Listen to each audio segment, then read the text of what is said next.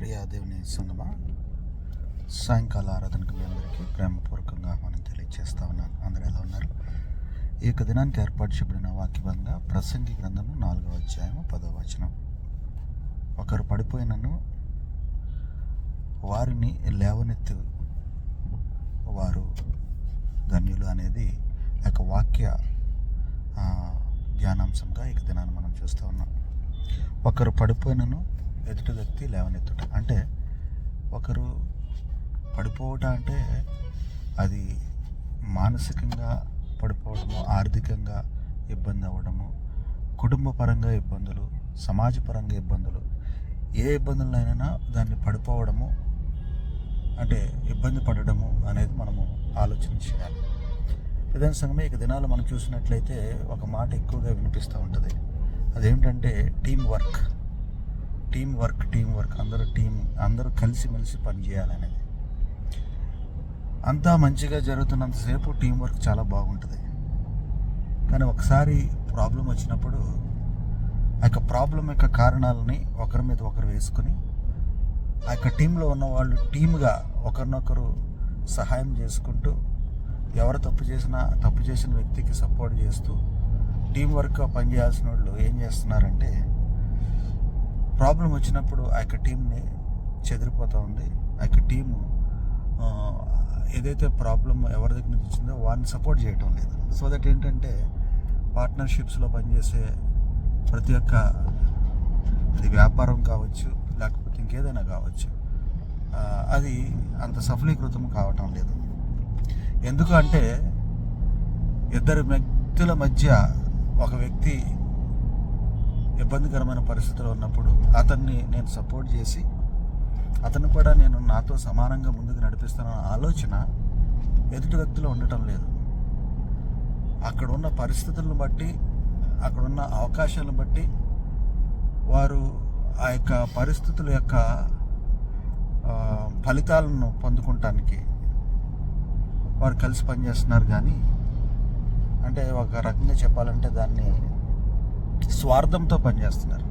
బయటికి ఏంటంటే మేము అందరం ఒకటి, మేము టీమ్గా పనిచేస్తాము అనే మాట వినిపిస్తుంది. కానీ లోపల వారి మనసులో, ప్రతి ఒక్కరి మనసులోనూ స్వార్థం ఉంటుంది.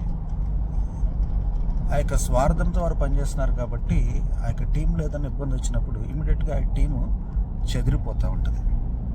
టీము అనేది ఉండదు, కనిపించదు. ఎందుకు ఈ యొక్క వాక్యాన్ని, ఈ యొక్క సంఘటనతో నేను చెప్తున్నానంటే, ఒకరు పడిపోయినను ఎదుటి వ్యక్తి వారిని లేపును అంటే టీం వర్క్ అంటే ఏంటంటే, అంతా బాగున్నప్పుడు అందరం కలిసి మేము చాలా బాగా చేసాం, సక్సెస్ అయ్యామని కాదు. కానీ ఏదైనా ఇబ్బంది వచ్చినప్పుడు ఇబ్బందికరమైన పరిస్థితిని అందరూ కలిసి ఎదుర్కొని ముందుకు కొనసాగాలి. ఇది మనకు విశ్వాస జీవితాల్లో కూడా మనం పాటించాలి, మన సంఘాల్లో పాటించాలి, అలాగే మన యొక్క కుటుంబాల్లో కూడా పాటించాలి. మన యొక్క కుటుంబాల్లో కూడా, మన కుటుంబంలో మన పిల్లలు కానీ, మన బిడ్డలు కానీ, మన యొక్క భార్యలు, భర్తలు ఎవరైనా సరే ఏదైనా ఇబ్బంది వచ్చినప్పుడు నీ వల్ల వచ్చింది, నా వల్ల వచ్చింది, నా వల్ల రాలేదు, నీ వల్ల ఇట్లా అయింది అనేది దాన్ని ఒక మరింత జటిలమైన సమస్యగా మార్చుకోకుండా, దాన్ని ఇదంతా కూడా కుటుంబానికి మేలుకరంగా అందరం కలిసి దాన్ని ప్రాబ్లమ్ సాల్వ్ చేసుకుంటామన్న ఆలోచన ఉండాలి. అలాగే సంఘంలో ఏదైనా ఇబ్బంది వచ్చినప్పుడు ఎవరినో వారిని స్కేప్ కోట్గా లేకపోతే బలిపశువుగా చేయకుండా అందరూ కలిసికట్టుగా వెళ్ళాలి.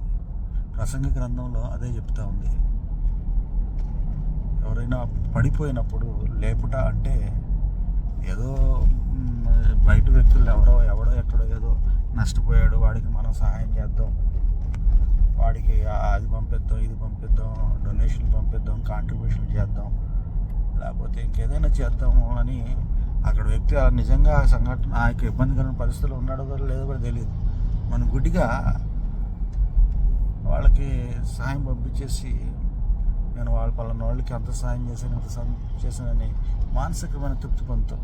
కానీ ఆ దేవుని దృష్టిలో నిజంగా అది నువ్వు చేసింది సహాయమా లేకపోతే అనవసరమైన వృధా ఖర్చు అనేది దేవుని దృష్టిలో అది మనకి వృధా ఖర్చుగానే కనిపిస్తుంది. కాబట్టి సంగమా, ఇది ఈ వాక్యం ద్వారా దేవుడు చెప్తా ఉన్నాడు, ఎక్కడో వారికి మనము ఎవరో మనకు తెలియని వారికి వారి యొక్క పరిస్థితులు తెలియని వారికి మనం సహాయం చేయడం కాదు, కానీ మన కుటుంబాల్లోనే, మనకి ఇరుగు పొరుగులోనే, మన యొక్క సమాజంలోనే, మనకు తెలిసిన వ్యక్తుల్లోనే పడిపోయిన వారిని మనము, అది మానసికంగా, నేను ముందే చెప్పినట్టు మానసికంగా పడిపోవచ్చు, ఆర్థికంగా పడిపోవచ్చు, కుటుంబ పరంగా పడిపోవచ్చు, సమాజపరంగా పడిపోవచ్చు, వారిని లేవనెత్తే వారిగా మనం ఉండాలి. దాన్నే టీం వర్క్గా మనము మన యొక్క విశ్వాస జీవితాల్లో మనం చెప్పవచ్చు. కాబట్టి ప్రియమైన సంగమా, అటువంటి ఇతరులను మనము దేవుని యొక్క విశ్వాసతలో లేవనెత్తే వారిగా మనం ఉండాలనేది వాక్యం ద్వారా దేవుడు చెప్తా ఉన్నాడు. ఇక చిన్న వాక్యాన్ని దేవుడు ఆశీర్వదించి, దీవించి, కాచి, కాపాడును గాక. ఆమేన్.